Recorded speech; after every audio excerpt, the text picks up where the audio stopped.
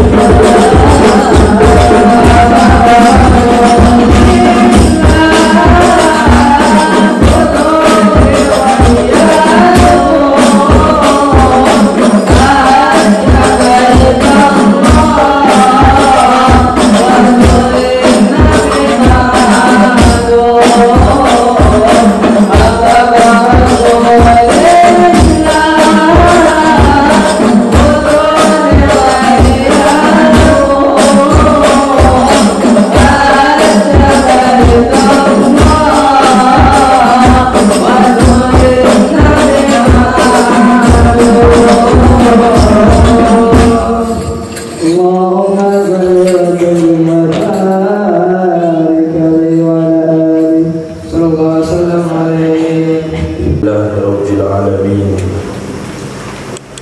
Wassalatu wassalamu ala sayyidina maulana Muhammadin wa ala alihi wa sahbihi ajma'in, amma ba'd. Rabbi yassir wa la tu'assir, Rabbi tamim bil khair. Rabbana ishrah lana sadrana wa yassir lana umurana wa umura muslimin wahlul 'uqdatam min lisanina yafqahu qawlana. Bisanadina al-muttasil ila imam al-khatimatil hufaz al-imam Jalaluddin As-Sayyidi rahimahullah ta'ala wa qaddasallahu sirrahu wa adama nafa'a bi ulumihi wa barakatihi wa madadi wa karamati fid darini, amin. Hadis nomor 7896 diriwayatkan dari Sayyidah Aisyah radhiyallahu anha, terdapat dalam kitab Musnad Imam Ahmad bin Hanbal. Baginda Nabi sallallahu alaihi wasallam bersabda, "Ma khalata, tidaklah bercampur qalba, hati, imri'in, manusia, rahajun, oleh debu, fi sabilillah, di jalan Allah subhanahu wa ta'ala, kecuali haramallahu alaihi nara, mengharamkan oleh Allah subhanahu wa ta'ala atasnya hati akan api neraka. Di sini mungkin agak sulit kita pahami karena debu sampai ke dalam hati. Yang jelas yang bersabda adalah baginda Nabi sallallahu alaihi wasallam. Nah, apakah ada maksud yang lain daripada debu yang masuk ke dalam hati? Ataukah hakikat yang sesungguhnya memang debu itu sampai dalam hati? Yang jelas udara, pernafasan itu memang mengganggu sampai kepada anggota dalam, misalnya paru-paru, jantung. Nah, ini debu. Jadi orang yang berperang di medan tempur mungkin nggak pakai masker, terhidup debu, terhidup sampai ke tenggorokan, ke telan. Maka Nabi bersabda orang itu diharamkan masuk neraka. Menurut tafsir Imam Abdul Rauf Al-Manawi, masuk dalam artian kekal, haram kekal di neraka. Tapi ada kemungkinan sebagian mujahid itu juga mampir di neraka. Nah, karena pelanggaran dan perang, di antaranya satu yang meninggal waktu perang, sahabat mengatakan sudah masuk surga. Kata Nabi tidak, dia harus masuk neraka dikarenakan dia telah menyembunyikan selembar kain daripada harta rampasan perang. Nah, disebut dengan wulul. Wulul hukumnya haram walaupun itu hanya satu lembar kain. Ketika Nabi selesai sholat, menjadikan sutratul musalli adalah unta rampasan perang, dan diambil satu helai bulu daripada unta. Ini sebesar ini pun tidak halal bagi saya. Akhirnya sahabat mengumpulkan, ada satu tali sendal, ada dua tali sendal yang diambil karena mendesak untuk kepentingan.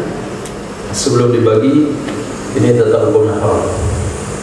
Ketiga sahabat yang telah terlanjur menyembelih kambing daripada rampasan perang sebelum dibagi, mendidih dan mau dimakan, ditumpahkan oleh Nabi SAW.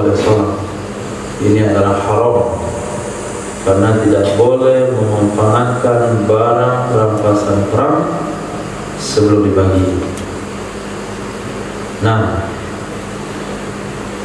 ma khalatatis sadaqatu malan, tidaklah bercampur zakat dengan harta, illa ahlakatku, melainkan membinasakan dia zakat akannya harta.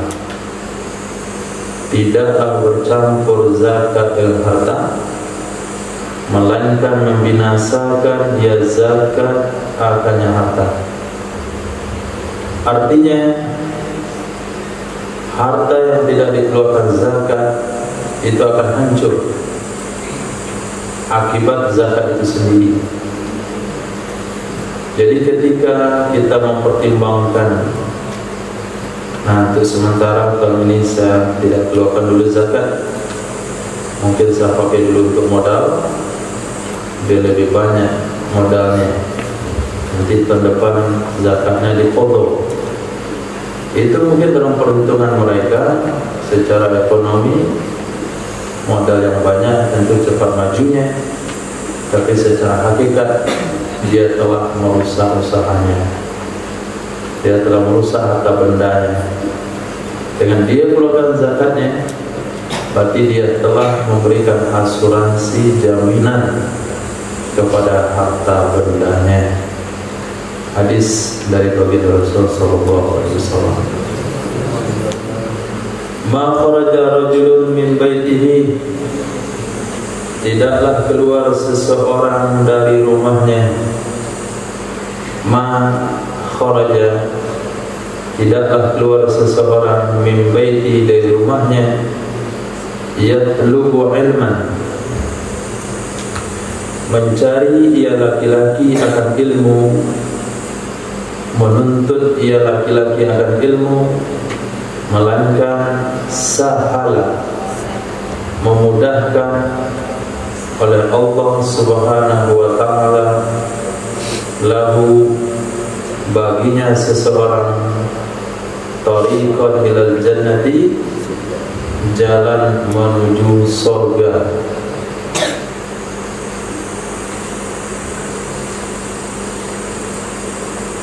Hadis hasan riwayat daripada Imam Tabrani dan kitab Awsat dari Sayyidah Aisyah radhiyallahu anha. Jadi ada dua makna orang menuntut ilmu, Allah mudahkan jalan ke surga. Makna pertama secara zahir hadis, bahasanya orang yang belajar agama, orang yang keluar dari rumah, berangkat dari pesisir, dari Bukit Tinggi, di Medan, nah, berjalan tujuan untuk ilmu agama, maka Allah mudahkan jalan ke surga. Artinya banyak peluang-peluang yang menyebabkan dia masuk surga dalam belajar. Misal hadis Nabi kepada Sayyidina Abi Dzar Al-Ghifari radhiyallahu anhu, ya Abada, la anta dua fata'allama ayatan min kitabillah khairul laka min an tusalliya mi'ata rak'ah. Kamu keluar di pagi hari belajar satu ayat Al-Quran saja, itu lebih baik pada 100 rakaat salat sunat. Saya rasa nggak ada yang sholatnya 100 rakaat, yang paling banyak 60 rakaat, sudah banyak ya. Ada yang 40, cukup 60. Nah, 3 juz 60 rakaat. Nggak ada di muka bumi itu. Di kota Padang saya rasa satu-satunya antum.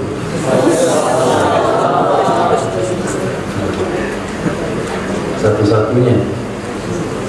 Nah, itu berapa jam? 1 jam pas. 1 jam setengah. Masya Allah, bersinar mukanya. Itu bisa diraih dengan 5 menit oleh orang belajar ilmu. Dia hafal satu ayat, disetorkan pagi, sahabatnya satu ayat, itu udah seperti 100 rakaat salat sunat. Sabah antum 2 ayat dan 200, 3 ayat 300, 4 ayat 400. Satu pojok ada 15 baris, perkirakan 10 ayat, berarti sudah berapa rakaat? 1000 rakaat tiap hari. Berapa sabah afrad? 5 ayat, 7, setengah pojok. Anggap 3 ayat, 300 rakaat salat sunat, setara dengan Imam Ahmad bin Hanbal. La antal wa fata'allama baba minal ilmi. Kamu belajar wahai Abu Dzar di pagi hari satu bab ilmu. Amil tabi aulam ta'mal bi, baik kamu amalkan atau tidak. Khairul laka min an tusalliya al-farqa. Itu lebih baik daripada kamu salat 1000 rakaat. Satu bab taharah itu 1000 rakaat salat sunat. Bab salat, bab zakat, bab haji, bab gadai menggadai, bab pinjam meminjam, itu bukan bab muamalah, bab munakahat. Itu berapa bab? Dibaca dalam kitab Fathul Farid sekian bab fikih, Fathul Mu'in sekian bab fikih, Mahali sekian bab fikih. Itu lebih baik pada 1000 rakaat salat sunat. Ya ada mungkin hari ini, mungkin ada wali-wali Allah yang sholatnya semalam itu 1000 rakaat atau seminggu 1000 rakaat. Tapi kita belajar bab ilmu itu tidak sampai seminggu. Ya selesai itu bab. Maka bisa diamalkan bab zakat. Bagaimana mau amalkannya? Zakat fitrah bagi bab kurban. Nah, kambing memiliki 19 orang. Bab kurban. Nah, diamalkan atau tidak itu lebih baik pada 1000 rakaat salat sunat. Itu namanya kemudahan. Nah, kemudahan yang Allah berikan kepada orang belajar agama. Kemudian kemudahannya lagi yang mana? Ketika seseorang belajar agama, dia mendapatkan peluang untuk pahala lebih banyak. Kenapa dikatakan peluang pahala lebih banyak? Ketika orang masuk masjid, iqamah zuhur berkumandang, orang akulkan salat zuhur berjamaah. Allahu Akbar. Saya salat pada zuhur 4 rakaat kamu. Tapi kalau orang belajar agama, dia akan salat zuhur sekalian tahiyat masjid. Allahu Akbar. Saya salat pada zuhur 4 rakaat sekalian tahiyat masjid. Perbuatannya sama dengan orang lain, tapi dia dapat nilai pahala tahiyat. Orang tidak dapat. Dia masuk masjid cuma duduk 5 menit, tapi dia i'tikaf dapat pahala. Saya salat maghrib 2 rakaat, Allahu Akbar. Saya salat maghrib 2 rakaat sekalian awabin, dia dapat 2 pahala. Nah, jadi hidupnya perlu dengan rencana amal. Misal begini, ketika dia membeli makanan, sesampai di kedai ada sekian menu yang ditawarkan, harus pilih menu yang ini. Pertimbangannya karena Nabi makan. Dia perlu menu yang ini, pertimbangannya Nabi menyukainya. Maka di sini adalah peluang pahala yang besar. Itu dalam hal perkara sunnah. Belum lagi dengan perkara-perkara yang sifatnya wajib. Mungkin saja orang lain melakukan ibadah itu batal karena waktu sujud kakinya terangkat. Bisa saja ibadah seseorang batal karena ada sesuatu yang tidak lengkap dalam syarat dan rukunnya. Misalkanlah dalam sekarang melakukan ibadah haji. Nah, ibadah haji dia tawaf sambil membelakang ke Ka'bah. Sambil jalan. dengan handphonenya. Atau dia tawaf dengan anaknya yang kecil, dia menawafkan, membawa anaknya tawaf, tapi anaknya digendong ke belakang, ada kepalanya ke belakang, punggungnya ke depan. Itu tawafnya anak tentu tidak sah. Kenapa? Karena dia tawaf membelakangi, berjalan surut mana? Bukan berjalan ke depan, tapi jalan mundur. Maka tawaf tidak sah. Jadi ketika seseorang belajar agama dengan waktu yang sama, ibadah yang sama, dia kadang-kadang mendapatkan pahala yang lebih karena niat yang diselipkan di sana. Niat yang diselipkan. Baik. Yang jelas, wakafkan diri antum untuk menjadi pelajar agama selamanya. Walaupun waktu mengajar, niat tetap jadi pelajar. Karena ketika niatnya belajar dan belajar, maka Allah akan memberikan ilmu dan pemahaman terus. Tapi kalau niatnya sudah mengajar, saya nggak perlu belajar lagi, pada saat itulah Allah tutup pemahamannya. Ilmunya cuma segitu-segitunya. Tapi ketika kita belajar, mengajar, niat sambil belajar, ngajar, niat belajar, ngajar, niat belajar, sehingga setiap kali kita belajar mau mengajar, tahfiz misalnya, untuk duduk menerima setoran, niat mengajar dan belajar supaya hafalan bertambah. Mungkin ada yang salah hafal bisa ingat, bertambah fasih, bertambah fusha, bertambah mengerti, kemudian bertambah lancar Al-Qur'annya. Jangan pernah keluar daripada titel pelajar agama. Ada insyaallah.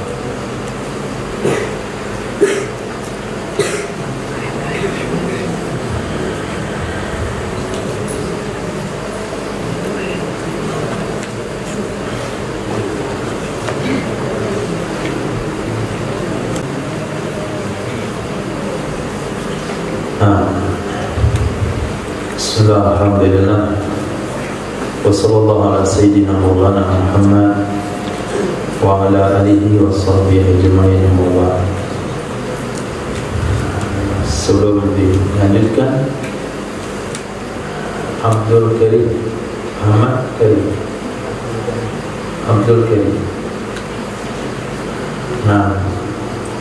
Setelah baca Allahu Akbar 2 kali, Allahu Akbar, Allahu Akbar, Allahu Akbar, Allahu Akbar, disunahkan membaca 2 kalimat syahadat 2 kali. Asyhadu an la ilaha illallah, asyhadu an la ilaha illallah, wa asyhadu anna Muhammadar Rasulullah, wa asyhadu anna Muhammadar Rasulullah. Setelah itu baru dijaharkan. Itu namanya tarjih. Sunnah azan yang sudah ditinggalkan yaitu tarjih. Hidupkan lagi sunnah itu kepada para muadzin, jangan lupa baca tarjih. Dibaca 2 kalimat syahadat 2 kali sebelum dilantunkan.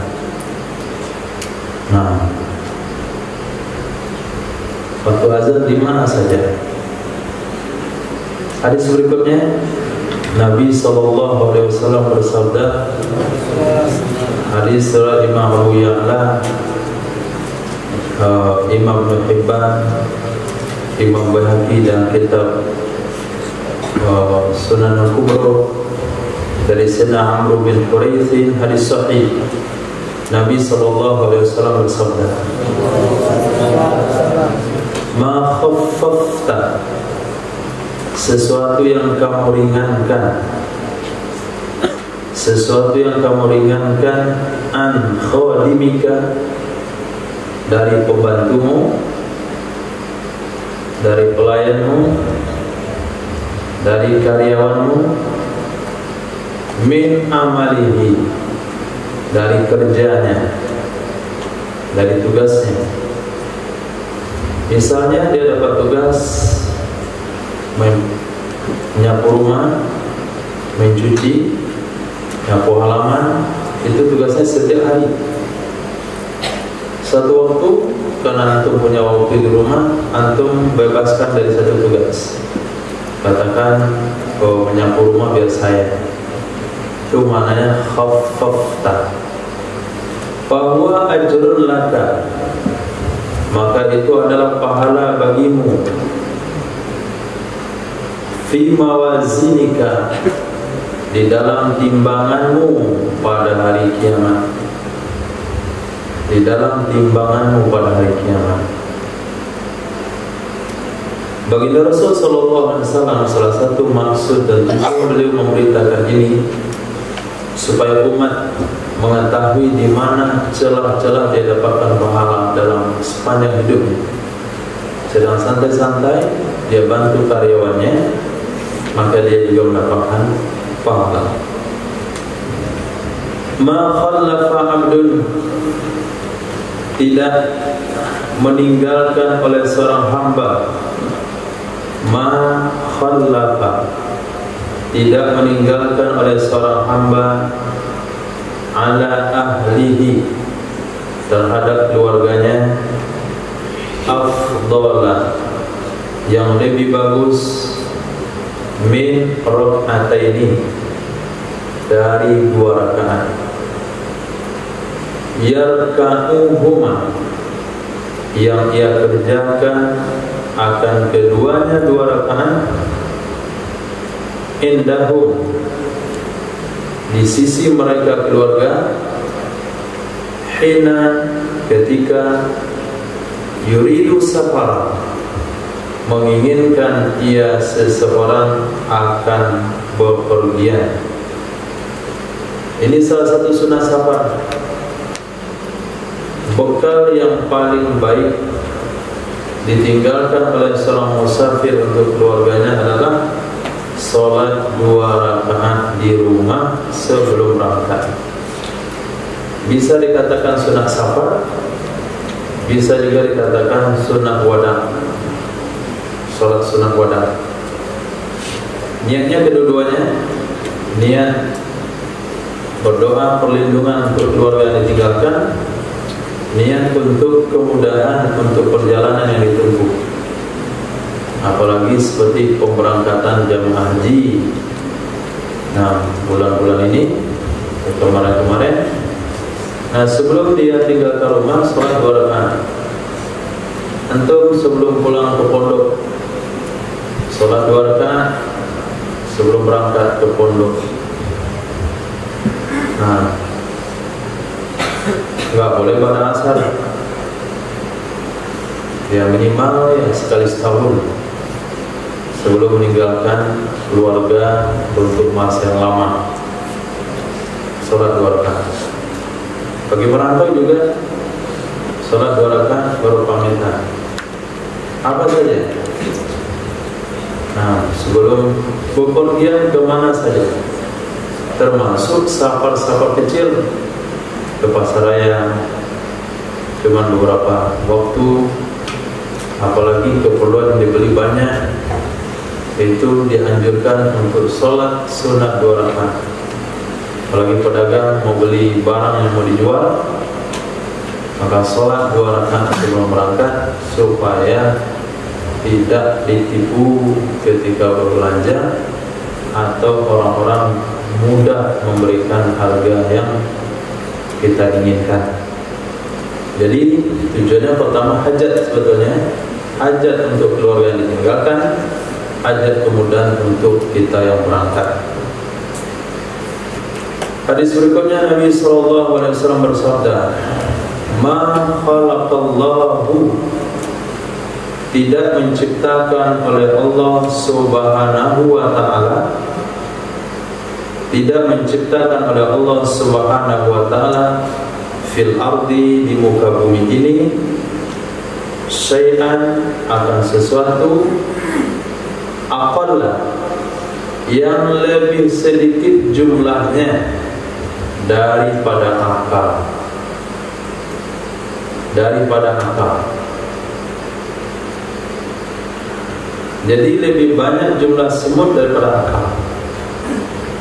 Lebih banyak jumlah gajah Allah ciptakan daripada akal. Apalagi binatang jarang kita temui. Zebra, jerapah.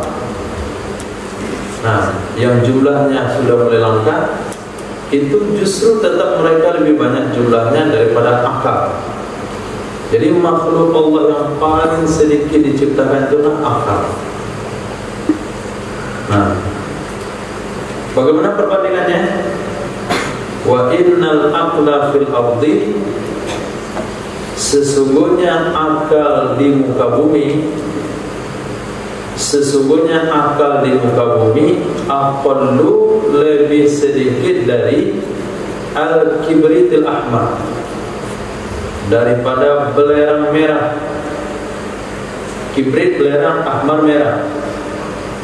Kalau belerang kuning itu banyak, tapi mencari belerang yang merah itu kayak nggak ada. Nah, itu perbandingannya. Nah, kalau sekiranya manusia punya akal, akal itu banyak diciptakan oleh Allah, sehingga Allah katakan apalah taqilun, apalah tadakkarun. Kalau mereka justru punya akal, tentu mereka tidak akan bikin bangunan yang dia lebih duluan meninggal dari bangunan tersebut. Tentu dia tidak bikin suatu pekerjaan yang tidak cukup usianya untuk pekerjaan tersebut. Tentu dia akan memikirkan kondisi suatu saat dia kepada tempat yang dia yakininya, yaitu kepada alam kubur, alam mahsyar, alam sirat. Justru dia akan memilih yang lebih sempurna, yang lebih lama daripada yang serba kekurangan dan sebentar. Lebih yang mana? Yang lama dan sebentar. Yang lama, yang sempurna atau yang kurang? Nah, itu jawabannya udah pasti. Pilih tidur atau sholat malam. Nah, kan? Itu banyak kurang tahu. Katanya pilih yang mau lama, yang lebih sempurna, tapi milih tidur pada sholat malam. Itu katanya kurang.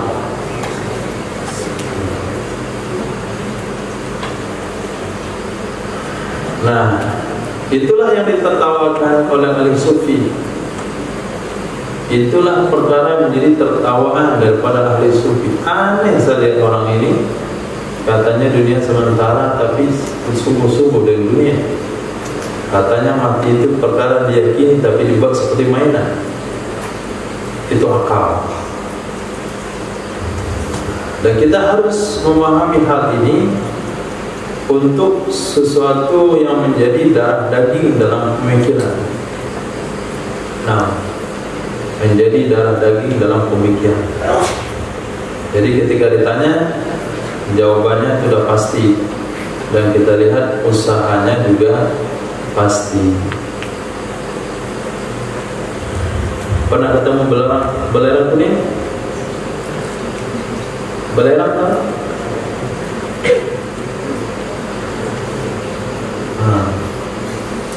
Kalau yang punya panau itu bagus makan belerang. Nah, makan yang pisang biar tahu itu kok belerang. Sampai keringannya kok belerang. Tapi ketemu belerang merah itu susah.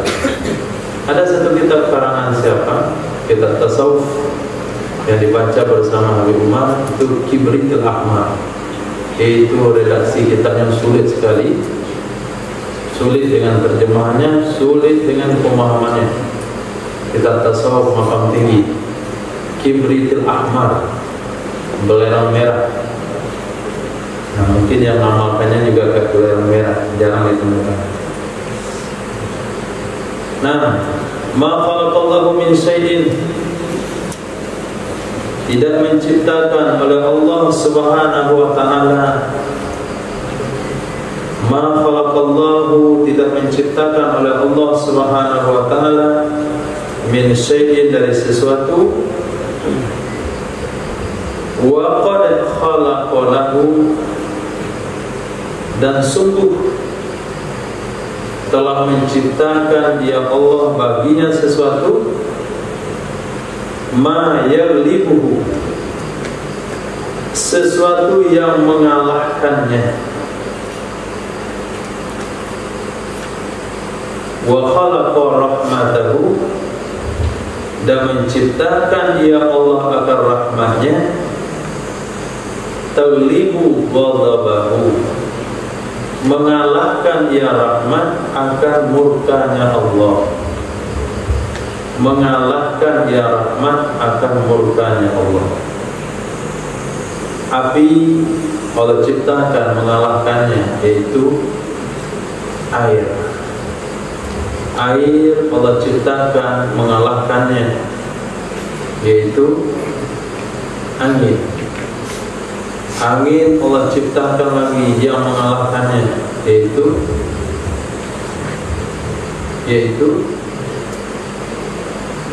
nggak tahu. Nah, bagaimana cara nangkap angin? Bagaimana cara menundukkan angin? Masukkan ke dalam perut.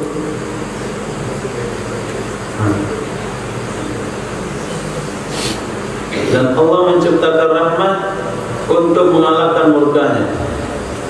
Kalau sekiranya rahmat Allah tidak mengalahkan murkanya, maka mungkin kita tidak punya kesempatan untuk ada di muka bumi.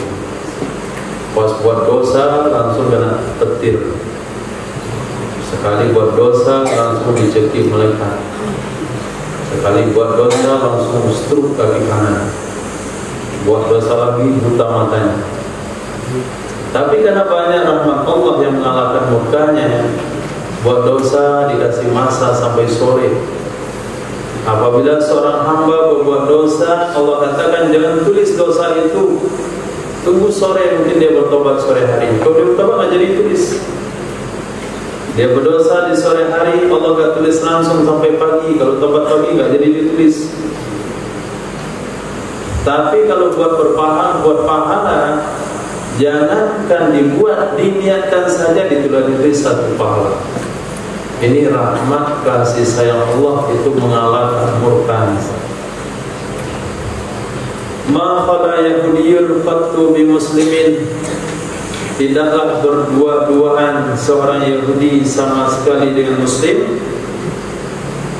Tidaklah berdua-duaan seorang Yahudi sama sekali dengan seorang Muslim, illa haddatsa nafsahu, kecuali berbicara dia Yahudi dalam hatinya, berbicara dia Yahudi dalam hatinya dengan membunuhnya Muslim, dengan membunuhnya Muslim.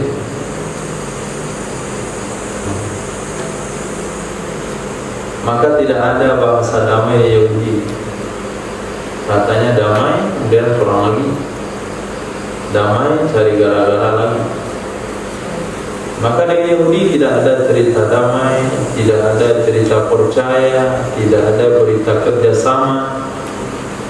Pokoknya tidak ada semuanya.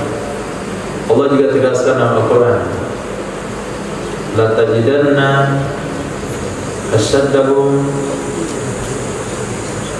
adawatan lil ladzina amanu. Pas punya ini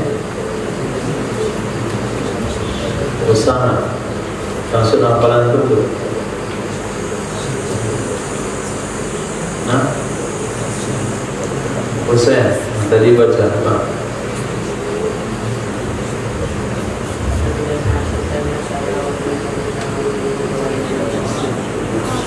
La tajidanna asaddan nasi adawatan lil ladzina amanu yahuda wal ladzina asyraku. Sungguh benar-benar kamu akan menemukan manusia yang sangat memusuhi orang beriman adalah Yahudi dan orang musyrik. Wala tajidanna aqrabahum mawaddatan lil ladzina amanu an-Nasr.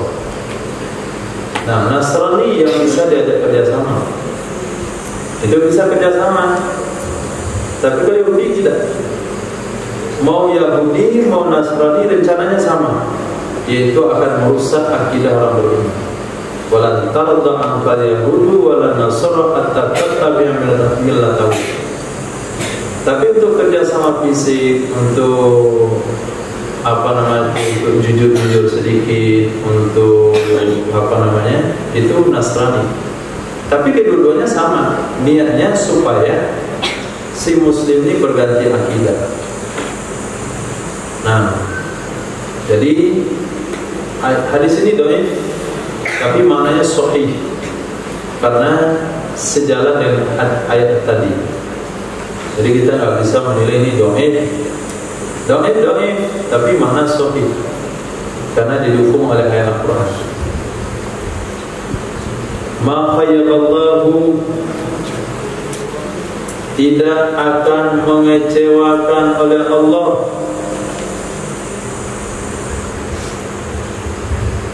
abda, seorang hamba, qoma fi jawfil lail, yang sholat di tengah malam, faftataha surat al-Baqarah, lalu dia memulai dengan surah Al-Baqarah dan surah Al-Imran. Maksudnya membaca dalam sholat tahajudnya surah Al-Baqarah dari awal sampai akhir, Al-Imran dari awal sampai akhir. Itu tidak akan pernah kecewa dalam kehidupan. Tahajudnya dengan Baqarah dan Al-Imran. Wa ni'ma kanzul mar'i, sebaik-baik simpanan manusia adalah surah Al-Baqarah dan Al-Imran. Sebaik-baik simpanan manusia adalah surah Al-Baqarah dan Al-Imran. Artinya membaca kedua-duanya. Ma khayyira Ammaru, tidak diberi pilihan kepada Sina Ammar bin Yasir baina amrayni, antara dua perkara, ilahtara arsyadahuma, melainkan memilih Sina Ammar akan yang lebih bagus, lebih lurus, lebih terpetunjuk dari keduanya. Misal kita baca dan kita fikih bab taharuf, disunahkan istinja dengan air, dan lebih baik adalah istinja dengan batu kemudian diiringi dengan air.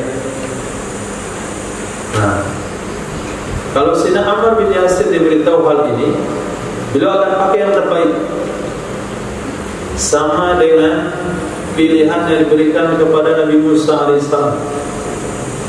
Kata Nabi Shu'aib, kalau kamu mengembalakan kambing selama 8 tahun, maka kamu sudah dianggap selesai membayar mahar daripada perkawinan. Wa in atmamta asyra, kalau kamu mau menyempurnakannya 10 tahun, itu lebih baik. Beliau sempurnakan 10 tahun. Nah, begitu juga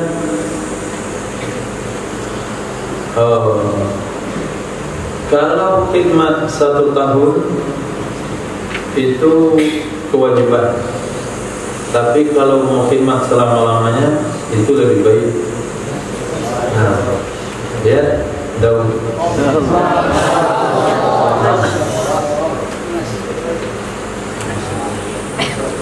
Itu pilihan Sina Ammar bin Yasir.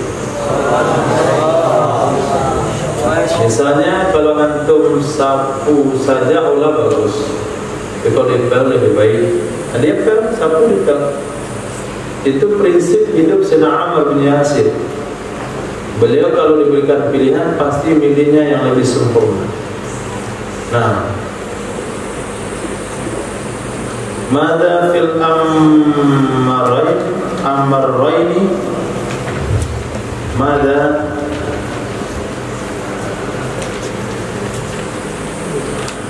amrain maknanya yang lebih pahit. Mada itu manafi, bukan istifham.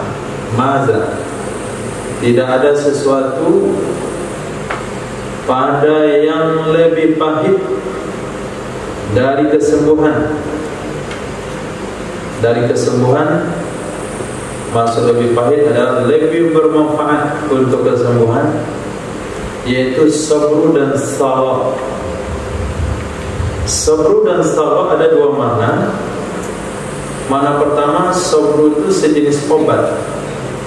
Ini penafsiran daripada Imam Abdul Rauf Al-Manawi. Sabru itu sejenis obat-obatan, salah juga sejenis obat-obatan. Ada juga mengartikan sabru di sini adalah sabar. Tapi kita ikut saja penafsiran Syekh Abdul Rauf Al-Manawi di dalam kitab Faidul Qadirnya. Sabru wa salah adalah kedua-duanya sejenis obat-obatan. Wallahu a'lam apa obatnya. Nah, kita nggak tahu obatnya itu apa. Jadi Nabi sabdakan tidak ada yang lebih cepat menyembuhkan penyakit daripada dua obat ini, sabru dan salahu. Mungkin kalau mau pastikan rujuk kepada Tibbun Nabawi. Ma dzukira li rajulun minal arabi, tidak disebutkan kepadaku seseorang,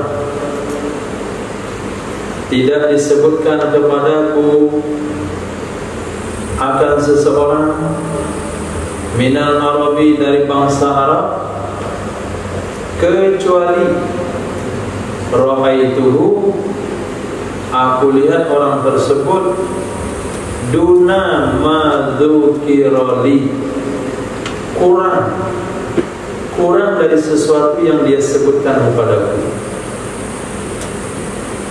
Illa maka min Zaidin, kecuali sesuatu yang ada dari si Zaid, kecuali sesuatu yang ada pada diri si Zaid, yaitu anak angkat Nabi Sayyidina Zaid bin Harisah. Fa innahu, maka sesungguhnya, lam yablu kulla ma fi, sesungguhnya sebutan, sesungguhnya berita, sesungguhnya informasi itu tidak sampai kepada setiap apa saja yang ada dalam dirinya. Nah, bisa dipahami? Misal kita mendapatkan informasi. Nah, saya punya teman, kenalan, namanya Fulan bin Fulan. Orangnya itu rajin ibadah, Masya Allah, ibadahnya rajin sekali, baca Qurannya juga rajin. Nah, pas kita ketemu sama orang itu, ternyata tidak seperti informasinya. Saya ibadahnya rajin sekali, biasa saja. Baca Qurannya juga biasa-biasa saja. Nah, seperti itu biasanya yang kita temui. Kenyataan pada diri seseorang justru lebih pemberitaannya dari kenyataannya. Kecuali Sayyidina Zaid bin Harisah, kata Nabi, kalau Sayyidina Zaid bin Harisah itu berita tentang beliau tidak sampai menyebutkan semua yang ada dalam dirinya. Artinya beritanya tidak terluar, tapi orangnya mantap, yaitu Sayyidina Zaid bin Harisah radhiyallahu anhu. Madribani jami'ani, tidaklah dua serigala yang lapor kedua-duanya. Madribani, tidaklah dua serigala jami'ani yang lapor kedua-duanya. Ursila, lalu dilepaskan kedua-duanya fi ghanamin, pada kawanan kambing, bi afsada, itu lebih merusak, lebih membahayakan baginya kambing daripada hirsil ma'i alal ma' wasyarab, ketamakan manusia atas harta dan kemuliaan, lidinihi, bagi agamanya. Hadis sahih. Jadi pengaruh rusak terhadap agama dalam diri seorang muslim itu lebih parah ditimbulkan oleh tamak dengan harta dan pangkat. Kerusakannya lebih parah daripada 2 ekor serigala lapar yang dimasukkan dalam kandang kambing. Nah,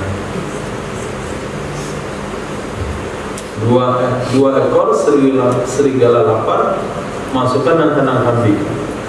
Mungkin susah untuk kita coba, susah digambarkan. Mungkin bisa digambarkan ketika bangkai ayam dimasukkan dalam kolong lele. Nah, lelenya dia kasih makan 3 hari jika dia memakan ekor kawannya. Nah, ketika itu masukkan bangkai ayam, hitungan menit habis, tinggal tulang-tulangnya, bulunya. Nah, kira-kira kecintaan seseorang terhadap harta dan pangkat itu lebih merusak agamanya daripada 2 serigala tersebut terhadap kambing. Nah, untuk mendapatkan keuntungan, seorang muslim kadang-kadang mudah untuk berbohong. Berapa nih modalnya? Mahal modalnya.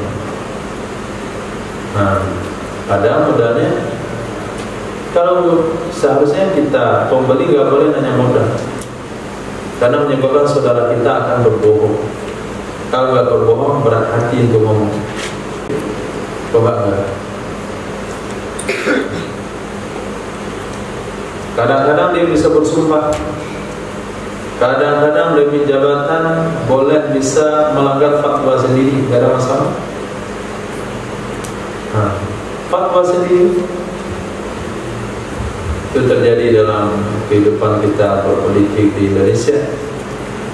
Kemarin kenapa tegas fatwanya, sekarang kenapa nggak tegas lagi, padahal pakainya sama. Nah, apa yang menyebabnya?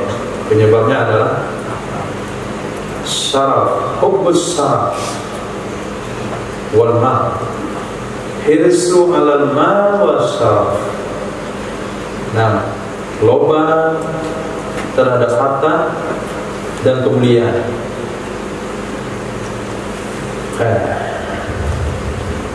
Kenapa orang menunda salat?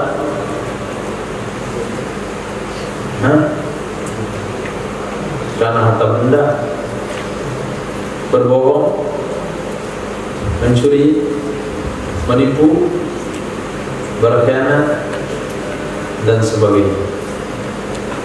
Ma ra'aitu mislan nar nama haribuha wala mislal jannah nama thawlibuha. Saya tidak lihat yang seperti neraka. Ma ra'aitu mislan nari, kata Nabi, saya tidak lihat seperti neraka. Nama haribuha, tidur orang yang lari darinya. Tidur orang yang lari darinya. Orang dikejar anjing gak ada yang tidur. Nah, dikejar babi juga gak ada yang tidur. Dikejar oleh pekerjaan juga gak tidur. Dikejar oleh target juga gak ada tidur. Dikejar oleh apalagi cita-cita gak ada yang tidur. Tapi orang yang dikejar neraka itu bisa tidur. Nah, kata Nabi.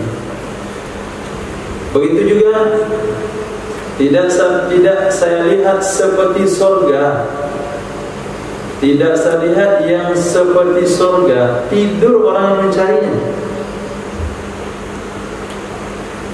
Orang mencari piala dunia enggak tidur di lapangan. Dia berlatih sebelum piala dunia. Bahkan dia tahan selera untuk tidak makan. Penyanyi juga enggak mau makan goreng. Nah, siapa saja mencari sesuatu dalam hidupnya, enggak ada yang tidur kecuali surga. Itu orang mencarinya tidur. Sambil sholat bisa tidur, sambil zikir tidur. Nah, itu faktanya.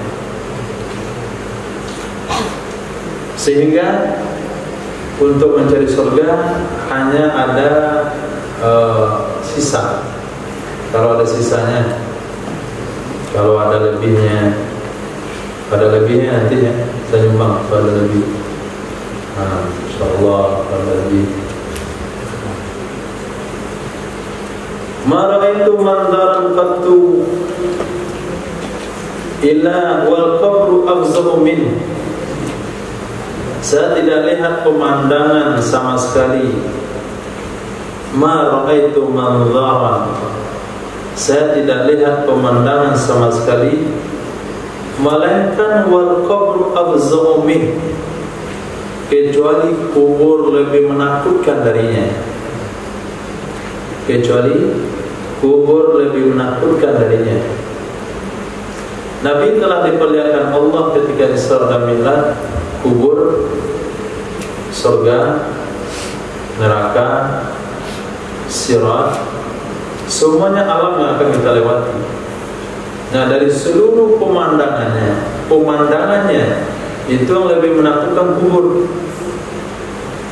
bukan sisaannya, pemandangannya.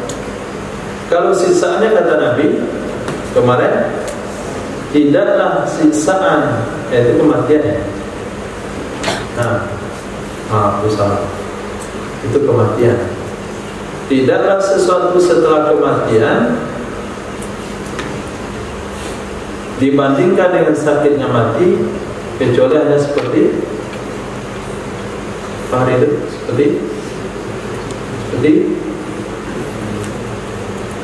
Seperti tanduk kambing. Nah, seperti di tanduk kambing. Ma ruzika abdun khairan lahu wala usana minas sabri. Tidak diberi rezeki seorang hamba. Ma ruzika abdun, tidak diberi rezeki seorang hamba, khairan lahu, yang lebih baik baginya, wala ausana, dan yang lebih luas, melebihi daripada sabar. Dari rezeki yang terbaik dan rezeki yang paling luas adalah sabar. Kenapa sabar? Karena sabar itu adalah pengait bagi iman. Sabar itu adalah awfarul mu'min hadzan minas sabri, awfarul hadzan minal qurbi minal rabbi. Orang yang paling sabar itu paling dekat dengan Allah. Innallaha ma'as sabirin. Nah,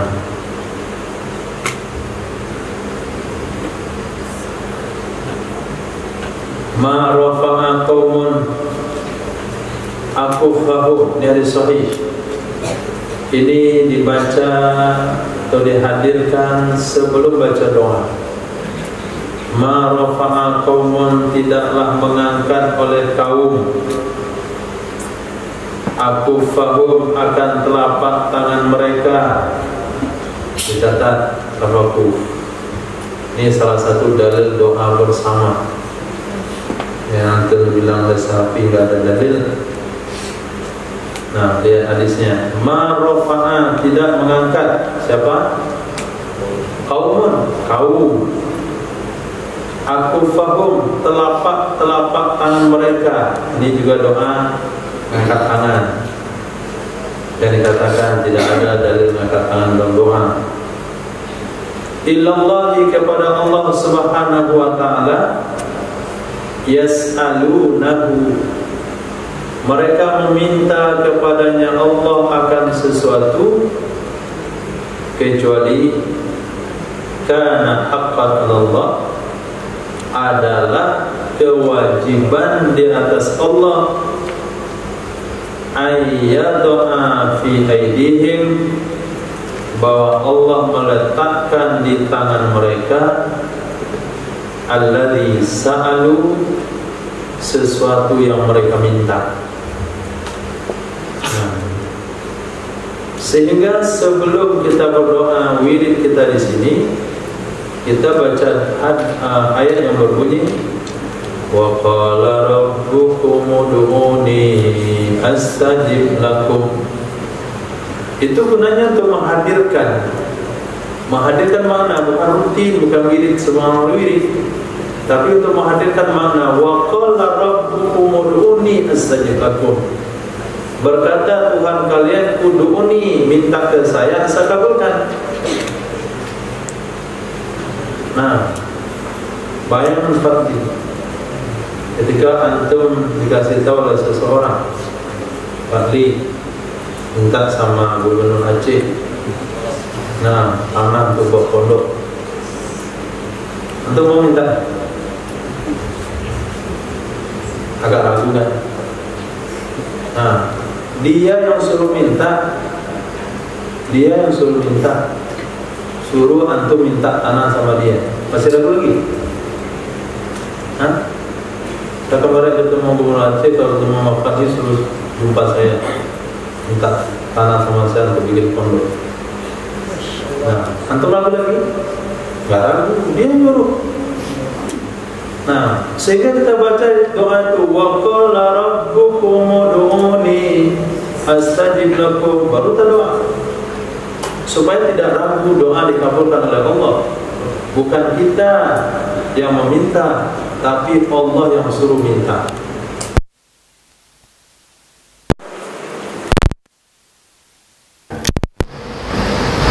Nah, yang kedua, Allah beri kita taufik untuk meminta. Pasti Allah pengen memberi kepada kita. Ketika Allah sudah suruh kita, pilih kita berdoa, kemudian Allah janjikan untuk dikabulkan, pilih kita berdoa, kita harus yakin doa yang kita baca dikabulkan oleh Allah nanti pada suatu saat. Doa aja sekarang, Allahumma rzuqna ziyaratal haramain. Contoh itu bukan doanya. Nanti waktu doa baru diaminkan. Itu baru contoh diaminkan. Buktinya apa? Tidak ada yang ke ziyaratul haramain, ada yang sebulan. Nah, sebulan Ramadan di situ. Ada yang kemarin pergi berdua. Besok lagi mau berangkat lagi sebulan. Ada lagi mau ulang balik pergi. Nah, wa qala rabbukum ud'uni astajib lakum. Nah, antum pernah minta jadi hafiz dalam doa? Pernah?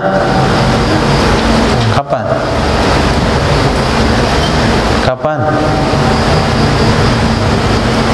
Pernah minta jadi alim kabir? Kapan? Enggak ada kayak. Salat sunat aja malas. Nah, kalau betul tentu antum salat sunat 2 rakaat, kemudian sujud terakhirnya tuh lama sujudnya, minta di situ, ya Allah, pakai bahasa Indonesia dalam hati ya. Kalau pakai lidah batal salatnya. Nah, kita lihat ada sebahagian yang sudah mulai sujud lama. Terus sebentar lagi Allah kabulkan tuh hajatnya. Dan salat sunatnya sujud terakhir itu lama dia. Banyak-banyak diminta kali. Mungkin dari sampai belajar sampai mati mungkin. Dia siapkan doanya. Minta apa, Hafiz? Kita minta apa? rumah. Hafiz kan tuh udah habis. Lagi sembelihkan kambing 2 ekor untuk nama Hafiz. Mau Hafiz apa lagi? Nah, doa yang paling cepat Allah kabulkan waktu sujud. Doa yang cepat Allah kabulkan fi sabilillah. Antum fi sabilillah. Doa yang cepat Allah kabulkan ketika hujan lebat. Doa yang cepat Allah kabulkan antara azan dan iqamah, qabliyah, isya. Nah, ada lihat CCTV yang rajin salat ba'diyah mana ya? Situ ya. Nah, enggak tahu orangnya siapa. Ditutup oleh Allah, dirahasiakan. Enggak masuk kamera nih. Nah, jadi siapa yang minta kepada Allah pasti Allah kabulkan. Maka tidak ada bahasa kalau malas soal zikir saja malas, kemudian hafalan enggak lancar itu wajar. Hafalan enggak selesai itu wajar. Tapi kalau antum sungguh-sungguh dengan doa, solat orang belum solat, antum sudah solat di aula, solat hajat dulu, sebelum tidur solat hajat, di sujud terakhir minta ulama kabir. Nah,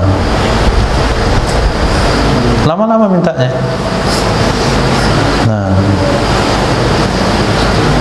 kita minta apa? Ulama kabir. Nah, itu sebentar lagi itu Allah kabulkan. Nah, karena yang lain udah kabir. Badan udah kabir, tinggal ilmunya aja lagi. Bajunya ada kabir ukurannya. Nah, sendal ada kabir ukurannya. Tinggal lagi hafalannya saja. Yang lain banyak lagi yang perlu dia cari target. Nah, misalnya siapa? Fikri Yudiana, dia minta doa, ya Allah ulama kabir ya Rabb. Lama terkabul doanya. Pertama kabir, badan belum. Itu siapa? Nah, Pak Afrah tinggal dikit lagi, Quran aja lagi. Sujud pasti Allah kabulkan.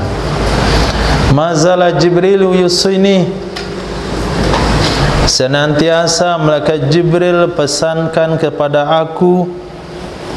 Mazala itu tidak diartikan secara terpisah tapi nyambung. Senantiasa malaikat Jibril yusini berpesan kepadaku bil jari dengan tetangga. Hatta zanantu sehingga aku mengira annahu sayuwarithu, sesungguhnya tetangga akan mewarisi ia akannya seseorang. Hadis yang sama di bawah, mazala Jibrilu yusini bil jar, senantiasa malaikat Jibril berwasiat kepadaku dengan tetangga. Hatta zanantu annahu yuwarithu, sehingga aku mengira sesungguhnya tetangga akan mewarisi akannya seseorang. Nah, hadis sampai di situ itu sama dengan hadis di atas, terdapat dalam Kitabus Sittah tambah Musnad Imam Ahmad bin Hanbal. Kalau disambung dengan hadis berikut, mazala yusini bil mamluk, senantiasa malaikat Jibril berwasiat kepadaku dengan budak. Hatta zanantu, sehingga aku mengira annahu sesungguhnya budak, annahu sesungguhnya Allah yadribu lahu, menetapkan ia Allah baginya budak, ajalan masa tempo, awaktan atau waktu, idza balaghahu ataqa, apabila telah sampai ia budak akannya masa tempo, niscaya dia akan merdeka. Maka salah satu pesan Nabi di akhir usia beliau adalah untuk memperhatikan budak sahaya. Nah, saking seringnya malaikat Jibril berpesan perihal budak kepada Nabi, sehingga Nabi beranggapan perbudakan itu ada masanya. Mungkin masa 10 tahun jadi budak merdeka. Nah, dan malaikat Jibril selalu pesan kepada Nabi perihal tetangga, sehingga Nabi mengira suatu saat tetangga bisa mewarisi tetangganya.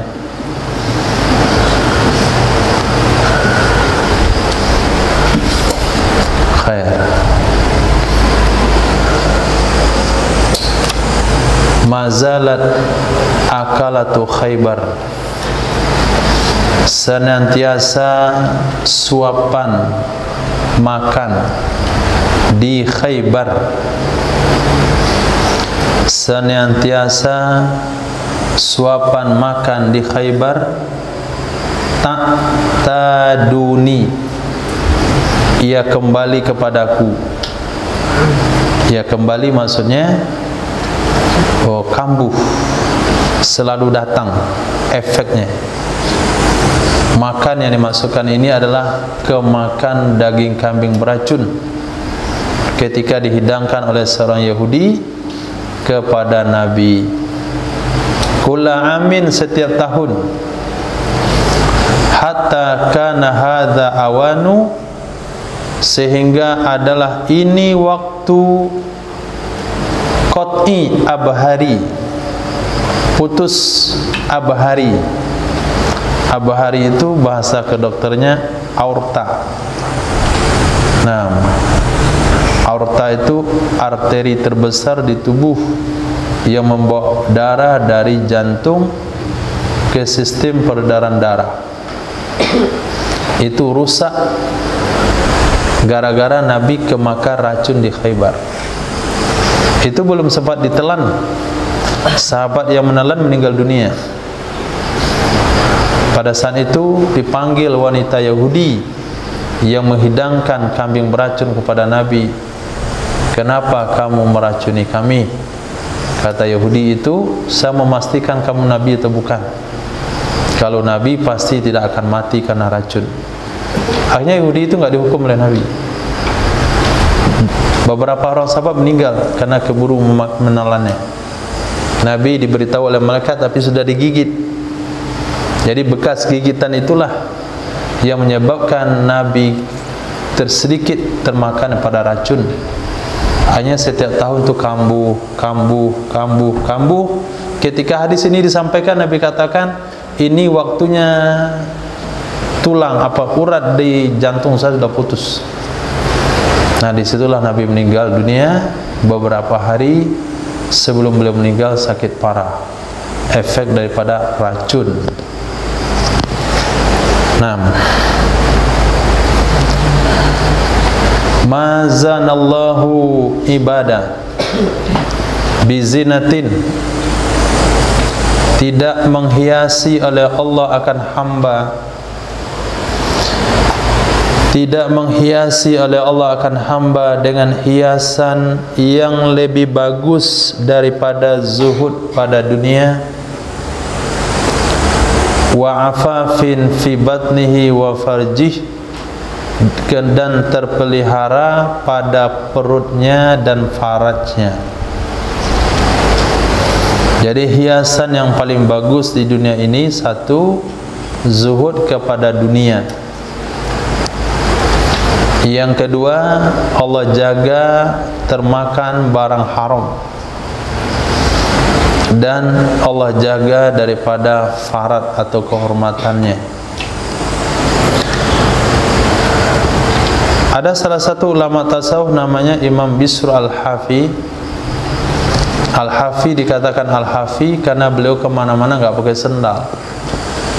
Beliau apabila pengen memakan makanan, itu akan bergerak urat yang ada pada telunjuknya, sehingga menandakan itu makanan subhan. Sehingga beliau nggak makan. Makan ini nggak jadi dimakan. Ambil nih, bergerak lagi. Ada juga di antara mereka Allah berikan tanda ketika makan sesuatu dikunyah, nggak mau ditelan, hanya dimuntahkan. Semakin seperti kemakan urat kambing misalnya, dari kunyah-kunyah nggak mau juga, hanya dibuang. Nah, itu tanda-tanda yang Allah berikan kepada para ulama. Jadi afaf, terpelihara dalam makanan. Ma zuwiyatid dunya min ahadin illa kanat khiratun lahu. Ma zuwiyatid dunya an hadid illa kanat khiratun lahu. Khiratun di dalam kamus Misbah dikatakan zawaitu zayyan ay jama'tuhu. Artinya tidaklah dikumpulkan dunia dari seseorang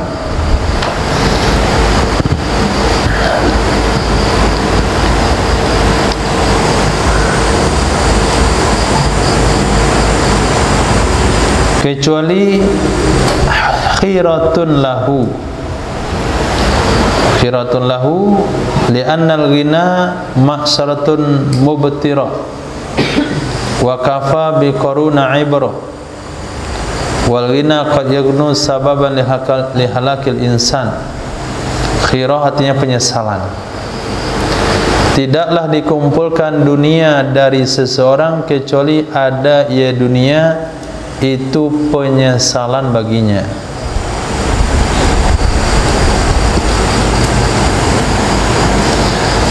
Karena identik orang-orang yang Allah berikan keduniaan terlibat kepada perkara haram. Seperti yang Allah katakan dalam surah Asy-Syura ayat 27, walau basatallahu rizqa li ibadihi la baghaw fil ardi. Jikalau Allah hamparkan rezeki kepada hamba, sungguh mereka akan berbuat kerusakan di muka bumi. Nah, jadi kalau kita memaklumi hal seperti ini, kadangkala keterbatasan itu menyebabkan tanda syukur. Contoh ini, contoh kasus. Kalau semisalnya liburan kemarin Ramadan, antum pulang, kemudian dapat dari usaha sendiri misalnya, atau dapat undian berhadiah, misalnya Ibrahim beli permen karet atau beli makanan ringan, di situ ada hadiah kira-kira 50 juta rupiah, antum tarik di bank, kira-kira antum masih ada di sekarang di pondok? Enggak kayaknya. Nah, udah sibuk main game di rumah. Nah,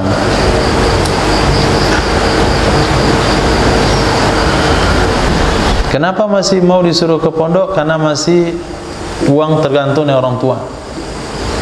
Nah, kalau enggak dia dah kabur ke Jawa situ atau kemana-mana. Itu kasus dalam contoh dalam anak-anak misal. Begitu manusia secara keseluruhan. Sehingga Allah katakan, ini Nabi mengatakan secara hukum, secara kebiasaan ya, bukan seluruh manusia. Kalau dunia dikumpulkan kepada seseorang, tidaklah dunia dikumpulkan kepada seseorang melainkan itu penyesalan baginya.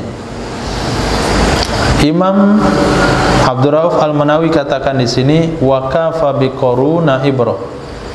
Cukuplah Qarun sebagai pelajaran bagi kita. Cukup juga Sa'labah. Nah, Sa'labah yang hidup di zaman Nabi, rajin salat berjamaahnya, rajin sekali. Kemudian setelah salat dia langsung pulang. Enggak pernah duduk berzikir bersama Nabi, enggak pernah dengar tausiah, langsung pulang. Karena dia akan gantian sarung dengan istrinya. Kemudian minta sahabat Nabi untuk kaya. Nabi doakan kaya, kasih modal 2 ekor kambing. Berkembang kambingnya dan berkembang, mulai pindah tempat daripada kampung ke pelosok, pelosok ke gunung, sehingga tidak bisa salat 5 waktu kecuali Jumat. Salat Jumat lagi, yang lain sudah ada yang kambingnya. Datang perintah zakat, dia tidak mau zakat. Meninggal Sayyidina Rasul, di zaman Sayyidina Abu Bakar dia sadar mau bayar zakat. Sayyidina Abu Bakar enggak terima. Nabi saja enggak terima zakat, kamu masa saya terima? Di zaman Sayyidina Umar dia datang lagi ngasih zakat, Sayyidina Umar juga enggak terima. Itu contoh.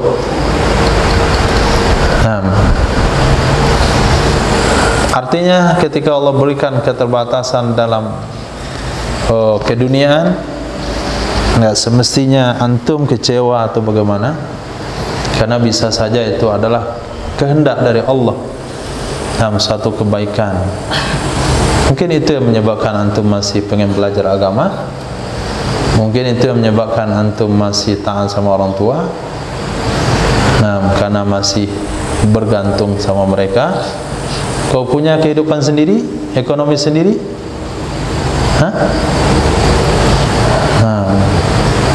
punya rumah sendiri, kendaraan sendiri, masih taat sama orang tua, suruh mondok, saya rasa nggak mau kan?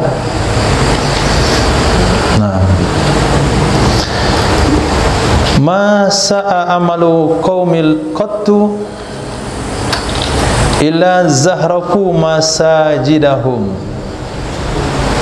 Masa amalu qaumin qattu, tidaklah jelek amalan satu kaum sama sekali, tidaklah jelek atau rusak amalan kaum sama sekali, kecuali zahrafu masajidahum, mereka menghiasi masjid-masjid mereka.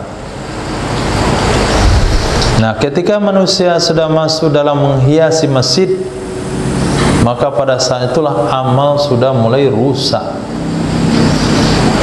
Jadi masjid pada hari ini bukan hanya cukup dan memadai untuk ibadah, tapi menunjukkan kebanggaan dirinya. Nah, sesuatu yang dijadikan sebuah kebanggaan dengan aksesoris yang ada di dalam, sehingga kalau kita sholat di situ bukan khusyuk. Sambil sholat itu kita memang khusyuk karena terlena melihat dindingnya di pojok ke pojok, jadi serasa sholatnya nggak lama, bukan khusyuk sebetulnya. Cuman karena AC-nya lebih sejuk sampai ketiduran dalam masjid, bukan karena sisanya cukup. Bukan berarti tidak boleh menghiasi masjid. Innallaha jamil yuhibbul jamal. Allah itu suka dengan keindahan, tapi hiasan yang tidak melewati batas daripada apa yang ditentukan oleh Nabi sallallahu alaihi wasallam. Terakhir, ma satarallahu ala abdin zamban fid dunya fayu'ayyirahu bihi yaumal qiyamah. Tidaklah menutupi oleh Allah subhanahu wa ta'ala, tidaklah menutupi oleh Allah subhanahu wa ta'ala di atas hamba akan satu dosa di dunia ini, fayu'ayyirahu, lalu Allah akan permalukan dia dengan dosa itu pada hari kiamat. Jawabannya tidak. Nah, Allah tidak akan mempermalukan seseorang di akhirat kelak dengan dosa yang dilakukan manusia di dunia ini yang ditutupi Allah. Nah, maka jangan sampai dibuka tutupan Allah. Jangan sampai bercerita dosa kepada siapapun kecuali kepada Allah subhanahu wa ta'ala. Nah, karena kalau kita bercerita tentang dosa yang Allah sudah tutup, berarti kita bongkar sendiri, sehingga orang tahu, kamu nggak tahu ya, dulu nih saya perampok nih. Nah, berarti dia sudah membuka dosanya. Kalau ketika dosanya sudah dibuka di dunia, Allah akan adili di akhirat kelak. Kenapa Allah akan adili? Karena di akhirat adalah pengadilan yang seadil-adilnya. Tentu ketika sudah ada saksi dosa tersebut, maka orang yang mendengarnya akan menuntutnya. Ya Allah, dia perampok juga, dia pernah ngomong sama saya dulu. Terpaksa dia adili. Tapi ketika di dunia ini diam saja, dia merampok, diam, nggak pernah dicerita sama siapa, cuman dibayar, sedekah ke masjid, dia bayar apa yang dia rampok. Allah nggak akan buka di akhirat kelak. Kenapa? Nggak ada yang nuntut. Siapa nuntut? Nggak ada yang nuntut. Maka dosa pribadi hanya kita dan Allah yang tahu. Jangan pernah cerita pada siapapun, termasuk tiang sekalipun. Nah, tiang saya pernah ini dulu waktu jahiliyah bunuh orang, nggak boleh. Tiang itu besok jadi saksi di akhirat kelak. Ya Allah, ada yang belum diadili. Siapa? Fulan. Ngapain dia? Dia bunuh. Mana pula kamu tahu? Dia ngomong sama saya, dia membunuh. Ma satarallahu ala abdin zamban, tidak menutupi oleh Allah di atas hamba akan dosa di dunia, Allah tidak akan mempermalukan orang itu dengan dosa yang sama di akhirat kelak. Dosa pribadi simpan masing-masing, kemudian istighfar kepada Allah tanpa disebut dan memberitahu. Wallahu a'lam bissawab wa ilaihi marji'i wal ma'ab. Subhanallah wa bihamdihi, subhanakallahumma wa bihamdika, asyhadu an la ilaha illa anta, astaghfiruka wa atubu ilaik. Subhanaka rabbil izzati amma yasifun, wassalamun ala mursalin, walhamdulillahi rabbil alamin.